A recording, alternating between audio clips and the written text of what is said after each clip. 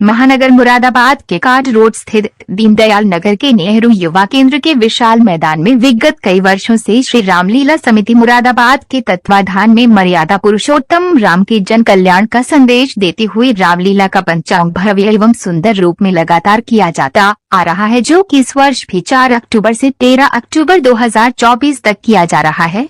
आज रामलीला के दूसरे दिवस रामलीला पंचांग के माध्यम से विश्वामित्र के आगमन, तारका वध, पुष्प वाटिका, गौरी पूजन का बड़ा ही सुंदर एवं भगवान श्री राम की अनेकों लीलाओं का मंचन किया गया। इस अवसर पर सैकड़ों की संख्या में उपस्थित क्षेत्र के सनातन धर्म प्रेमियों ने मंचन का आनंद लेते हुए अपना जीवन सफल बनाया। आज कार्यक्रम में मुख्य रूप से श्री रामलीला समिति मुरादाबाद पंजीकृत के समस्त वरिष्ठ पदाधिकारी एवं कार्यकर्ताओं के साथ महानगर मुरादाबाद के गणमान्य अतिथि उपस्थित रहे। बताया गया कि राम इस वर्ष रामलीला का मंत्र महानगर मुरादाबाद के ही कलाकारों द्वारा बड़े ही सुंदर अंदाज में किया जा रहा है। साथ ही सनातन धर्म प्रेमियों को संदेश दिया गया कि हमें भगवान श्री राम के आदर्शों पर चलना चाहिए। भगवान राम ने अपने लीला के माध्यम से समस्त सनातन धर्म प्रेमियों को संदेश देते हुए कहा गया है कि आपसी प्रेम से जियो और वक्त आने पर अपने ऊपर हो रहे अत्याचार को भी सहन मत करो। कार्यक्रम में मुख्य रूप से शिशिर गुप्ता,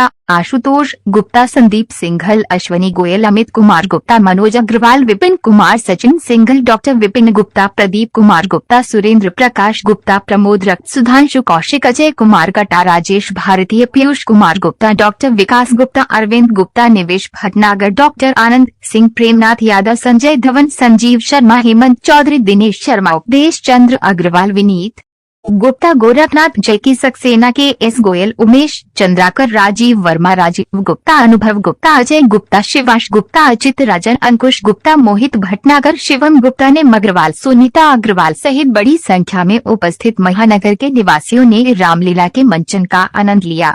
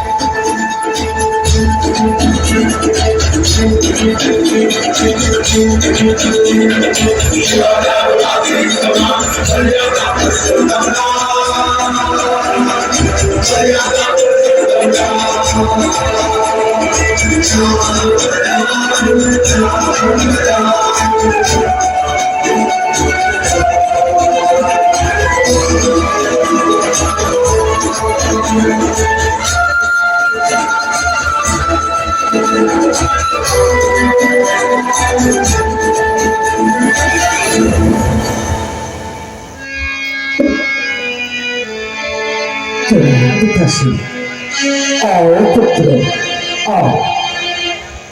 गुरुदेव, प्रणाम गुरुदेव।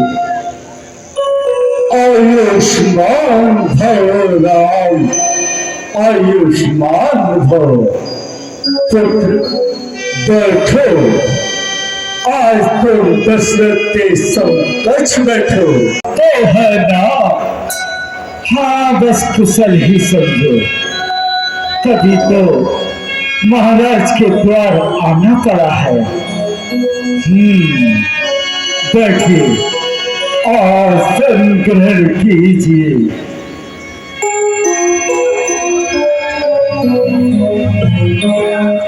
बताइए राजन, तुम तो जानते ही हो कि हम सन्यासी लोग वनों में अपना जीवन बिताते हैं। निर्जन स्थान और पर्वतों की तंद्राओं में जाकर यज्ञ और हवन मचाते हैं और पूजा का हमारे सामने आकर करते हैं पान मदरा का। हवन के कुंड में दुर्गंधियां तक डाल जाते हैं। जहां हम यज्ञ करते हैं वहां उधम मचाते हैं। तो राज्य में जब इस तरह अन्याय का व्यवहार है, जिंदगी पर फिर मेरी धिक्कार है, धिक्कार है। मेरा कर्तव्य है पहला ऋषि की आन की रक्षा, करुणा कमल देकर भी तुम्हारे मान की रक्षा के राम और लक्ष्मण को हमारे संग कर दीजिए।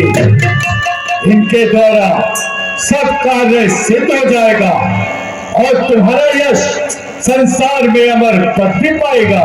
करेंगे हर तरह दोनों ये उद्धार तीनों का करे, इस भांति करना है यदि उपकार जीवेगा। विनती कर रहे हैं और तुम टाल रहे हो। हम प्रार्थना करते जाते हैं और तुम कानों पर डाल रहे हो। ठीक है, हमारा कोई जोर नहीं, हम दबाव नहीं दे सकते। तुम्हें चिंता ही क्या है?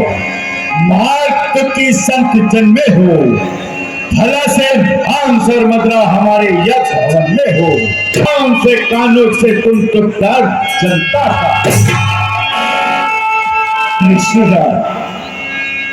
ये आप क्या कहने लगे?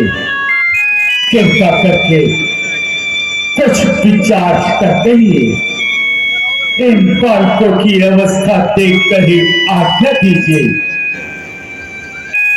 ऋषिराज क्षमा कीजिए। राम और लक्ष्मण अभी साधारण बालक है। जब उन भयंकर राक्षसों को देखेंगे तो डर जाएंगे। भला इस घोर संग्राम में कैसे विजय पाएंगे?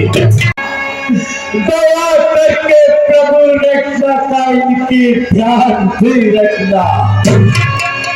राजन, तुम निश्चिंत रहो और राज्य करो, कल्याण हो, आशाएं पूर्ण हो। तुम कोई संकोच न हो करो और अटल राज्य करो। आओ बेटा, मेरे साथ आओ। पूज्य पिता प्रणाम। चाहता हूँ तन मन सहे आज ऋषि के काम स्थान है। बेटा, ये भयंकर वन राक्षसों का स्थान है। यही तारका नाम की एक प्रसिद्ध राक्षसी रहती है, जिसके कारण ऋषि समाज बड़ा कष्ट सहता है। इसका क्या वृत्तांत है प्रभु? हे राम, सुकेतु यक्ष एक परम भक्त था। उसने ब्रह्मा जी का तप करके एक संतान का वरदान पाया और उसके घर में तारका का जन्म हुआ।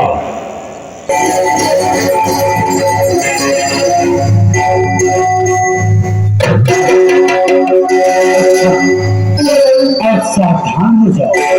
देखो, नाम लेते ही वह हथियारी और उसी ओर चली आ रही है। पहले उसे ही ठिकाने लगाओ।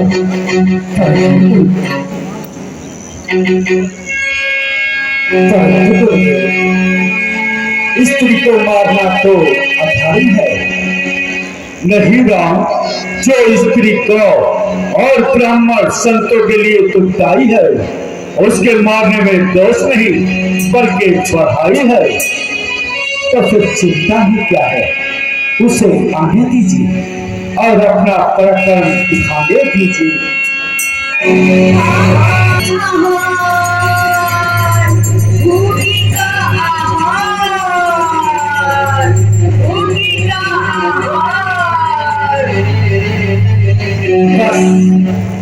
वही ठहर, तेरा काल आया। अरे मूर्खों, आज तुम्हें भोजन बनाऊंगी और अपनी प्रचंड सुधा में मिलाऊंगी।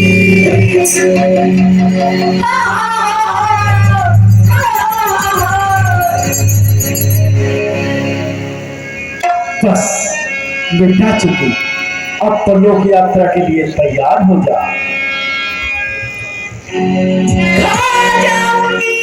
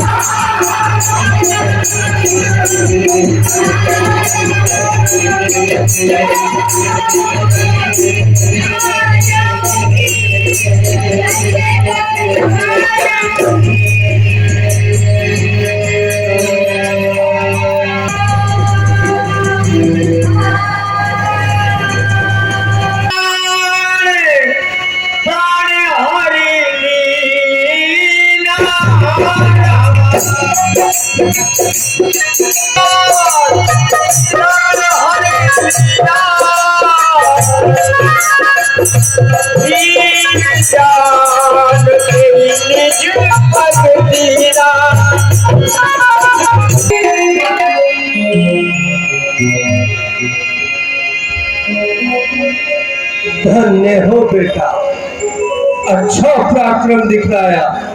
एक ही बार में दुष्टा को यमलोक पहुंचाया। अच्छा लुट गया, बर्बाद हो गया। अरे मेरी तो दुनिया ही उजड़ गई। अरे भाई,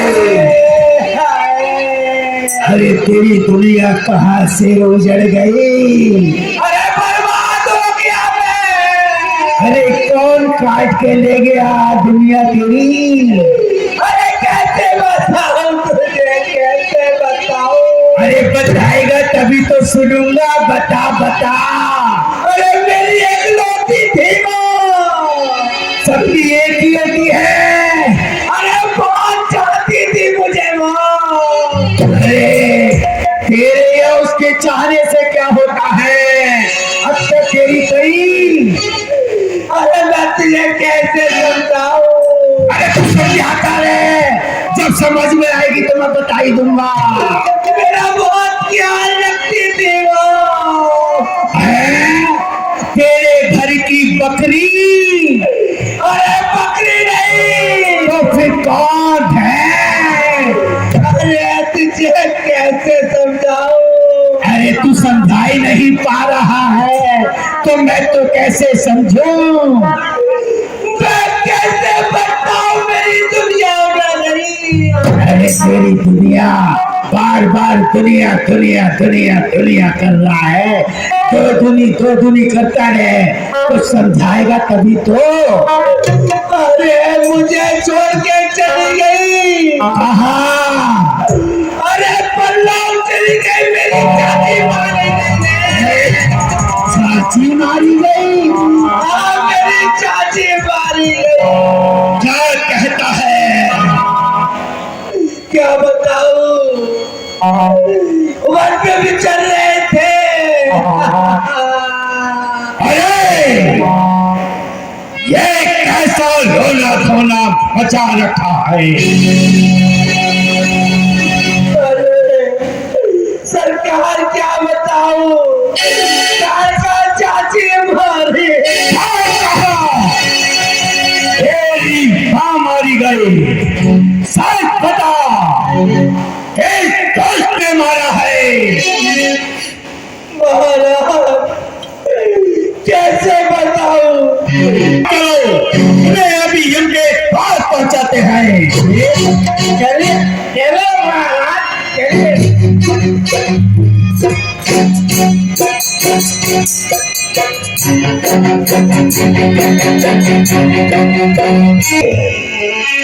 और इस भला तेरी माता के खाता अब सावधान होगा और अपनी भिटाई का दंड भोगने के लिए तैयार हो जा।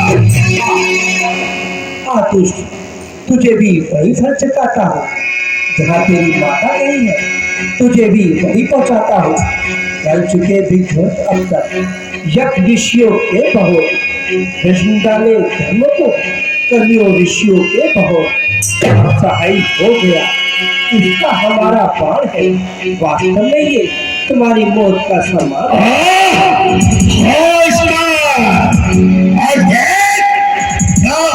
और तेरे सामने आ गया मारीच बनकर और तेरे सामने